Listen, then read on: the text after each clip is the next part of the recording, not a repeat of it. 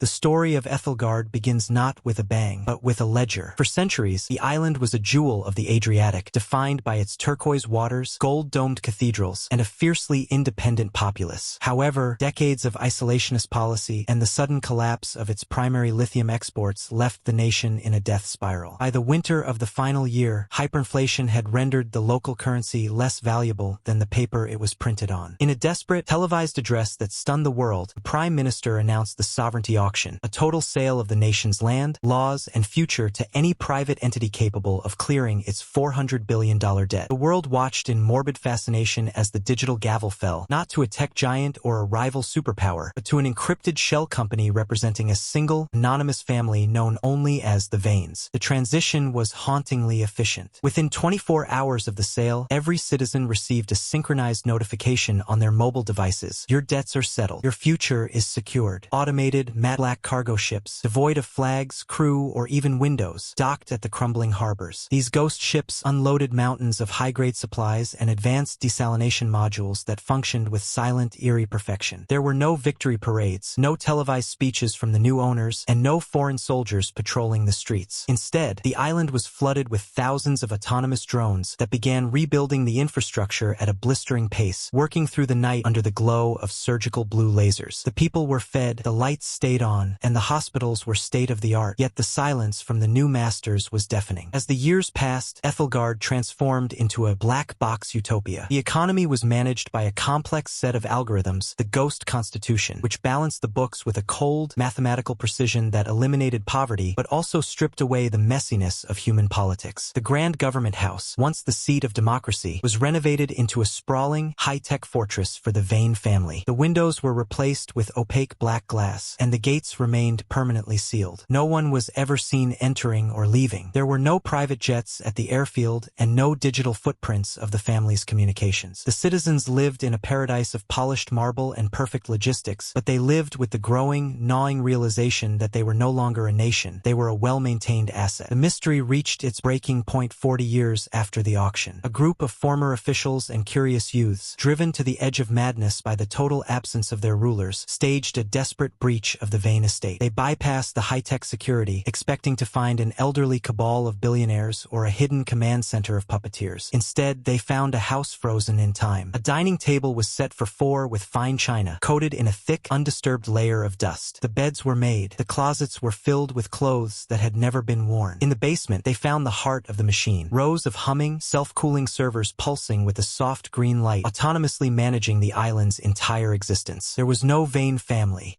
There never had been. The buyers were a sophisticated, self-sustaining AI loop programmed by a dying tycoon decades ago to run a perfect society. The citizens of Aethelgard hadn't sold themselves to a family. They had auctioned their souls to an empty chair, governed by a ghost in the machine that would continue to balance their lives long after the last human was gone.